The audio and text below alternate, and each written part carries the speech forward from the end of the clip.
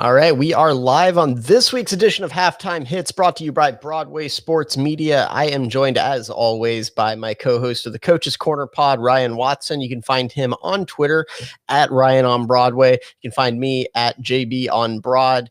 Man, not a whole lot to talk about in that just uneventful first half. Boring. Right? Yeah. It's look.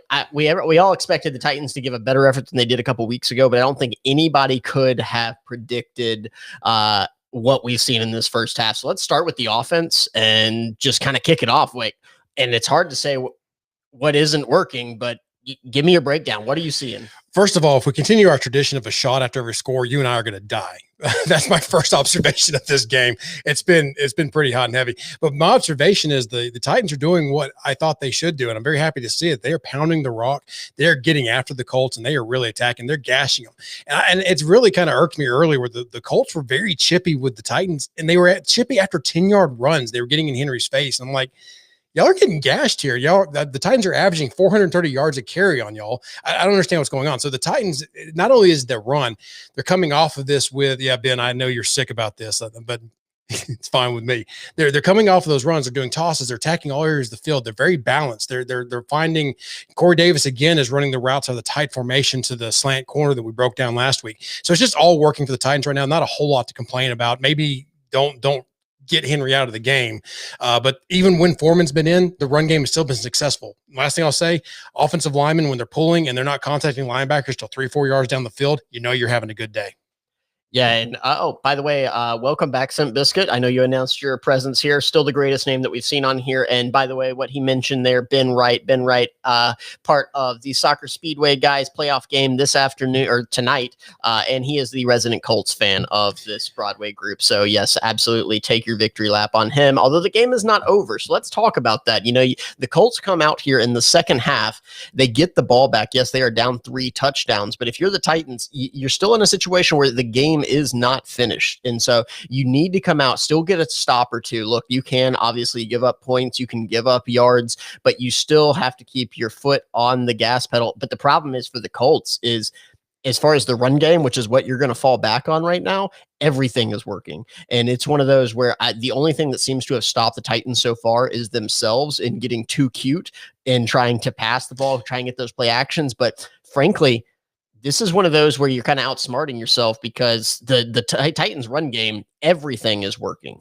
Yeah, it is. And even when the pass game has been looked a little off, the Tannehill still did a good job. I was worried a little bit that he was getting fixated on one receiver or another early on, but he's kind of broken off of that. And he's finding some things. It's not over, Simp Biscuit. I know it's easy to say that because the Titans did a great job of after the 3 and out, the punt to the Colts, the defense then forces a 3 and out immediately. Otherwise, I was very worried about the game at that point in time because early on, it seemed like it was going to be a race to 60. Like whoever gets to 60 first is going to win this game because I don't think there's defense playing.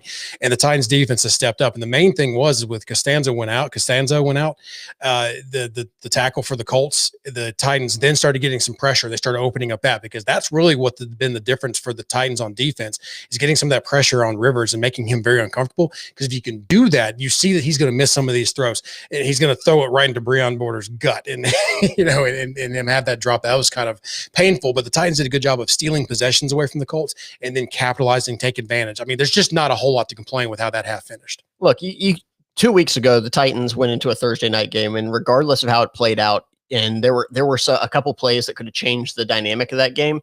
There's no way to dispute that the Colts were the better team that night. They played better overall football. Even with some of the struggles the Titans have had on defense, they have stepped up. I see it in the comments there. They've stepped up the last 2 drives from Kevin on Facebook. Say his last name. I'm not saying your last name. Sorry. You need an extra in there. I'm not saying it.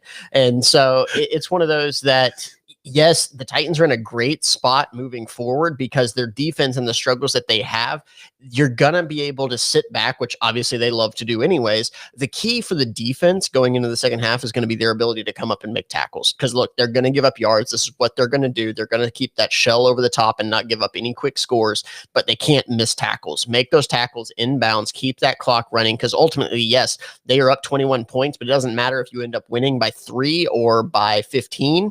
It's win the game. And so that's what they got to do. That is the key to the second half is tackling. Yeah, and that's been my one concern is we've seen, on top of the tackling, you've seen it from King, you've seen it from Byard a little bit. Is Byard's been picked on a little bit as well. So if things happen in because the Colts are going to come out and get the ball first, they march down the score again because they have been able to take advantage of when the Titans weren't getting pressure. They were taking advantage of the mismatch between their running backs and tight ends versus the Titans linebackers and safeties. It's not often here in the recent years that you've said that the Titans had a disadvantage at safety when covering people, and it's very apparent that I'm not sure what's going on with Kevin Byard.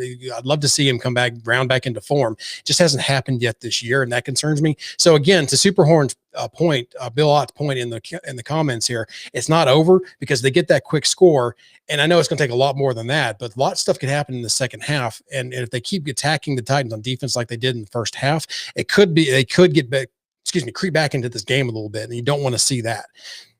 Yeah, and we talked about the defense and kind of what changed on these last two drives and what was great. I mean, we're talking about in our Broadway group chat about things that I would like to see from the secondary, and you've seen it a little bit when I saw it was Superhorn, who writes for Broadway, obviously, at talking about what they were doing, and that's bringing Vaccaro down to be kind of that dime linebacker. So it's very similar to what they do against the Ravens in that they get a little bit smaller but faster, and that's one of those dare the Colts to run the ball to beat you. The problem is, and the reason you should be really confident as a Titans fan is because look, the run game's working. Yep.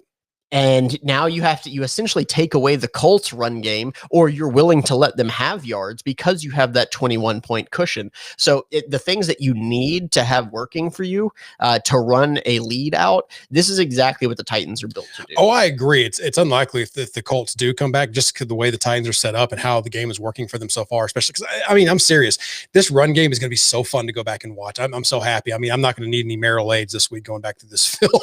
This has been awesome to watch, this offensive line, how they've been blocking the Colts, Derrick Henry hitting the holes that he's hitting and stiff arming the defensive lineman. Again, I don't want to hear that he can't stiff arm people his size. He's doing it consistently now, and he's doing it with some flair. This has been fantastic to watch on offense. So I agree with you. It's going to be tough for the Colts to come back. I'm just saying I don't want the defense to think they've got it in the bag. And I see the question here, coming in from Walt Askew. We'll go with Askew from Periscope here, asking about thoughts on David Long in the future. Look, David Long is a guy that he may not always make the right assignment. He did give up the one catch that was on that corner route, went over the top of him. He's not in terrible position. That's Rivers being a super accurate quarterback and finding the right spot. It's also one of his first few plays in there, but the guy flies around. He flies around and finds the ball. It's one of those that he hasn't been great in coverage throughout his career, but he's going to be around the ball. And so many times you've seen against the Colts, they came in with a very specific strategy of attacking the safeties and linebackers. Look, the corners have played great because partly because they're not even being tested. Right. That's not the game plan of the Colts. No reason to. Exactly. So David Long is, I think you kind of ride with what he is going to give up because of the plays that he's going to make, and he's going to come up and he sets a tone similar to the reason that Rashaan Evans is out there. He's athletic enough to do some things to come up and stop the run, and he's going to give up some plays, but you're already giving up plays. So give me the energy guy that's going to make some pop plays here or there. I want the boom or bust guy, not the guy that I know is mostly going to be below average when he's out there. Yeah, and I love the athleticism when he comes out there. There's definitely a difference when he steps on the field. When he makes a decision to go, boom or bust, he's going. And that was very nice to see. And I think that the Titans need a little bit of that in that game, especially if they're going to give up those short passes. And they need guys that are coming up and going to be willing tacklers. He very much was in that one play. And I hope that continues if he's able to get some more playing time. Because he should earn himself some more playing time the way that he played. So I don't think he was bad at all. Yeah, and it's pretty, I would think here, the over-under on Byard catching the back-breaking pick from Rivers in the fourth. That's from the Devil's Egg from Periscope. And I don't know. I don't know if it'll be Byard. Byard needs it. Byard needs a play. He's that kind of guy that feels you talk about momentum and whether it actually exists in football. Who knows? I tend to believe it is, but Byard seems to be that guy that gets on streaks. When he gets picks, he gets lots of them. So it'd be nice to see him get something going, especially with how this game started off for him. So I'd like to see him get that kind of play, but I do think there's going to be opportunities. They've already dropped one from Breon Borders.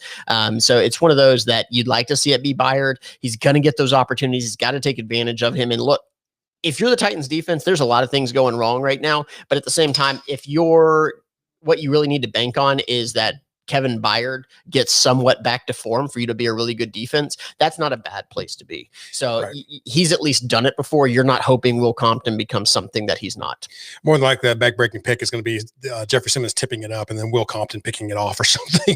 I'm here. I'm here, and I am for the boys. If Will Compton gets a pick six here, I am totally for that. So I may jump off my roof. It's a short roof, so won't be too bad. Absolutely. He lives in a one-story. Don't worry.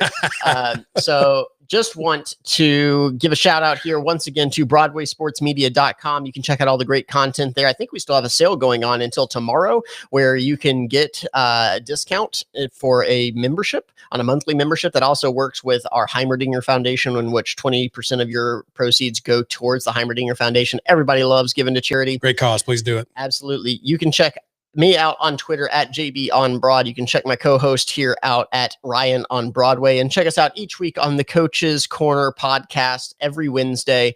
And also want to talk about Synergy here in Nashville. We got a big playoff game here for the Nashville Soccer Club that is taking place tonight. So make sure you check out. We are going to have a live pregame show that takes place before that game. You can roll right out of our postgame show that's going to take place right after this game into that if you'd like to. So make sure you're tuning in for all this great content coming from Broadway Sports Media. Walt, mixture of all of them. I'm just going to address that real quick. Walt, ask you. Oh, what is this? Walt asks you, okay, we got a last second question. Well, I'll do it. Is this success we are seeing from CD and an indictment on previous QBs and OCs, or just a contract year? I do think it's a little bit of both. I think it's a little bit of both, and he is actually playing better than he ever has. So anyways, second half's about to kick off, so appreciate everybody joining us for halftime. See you on the round table. On the post game.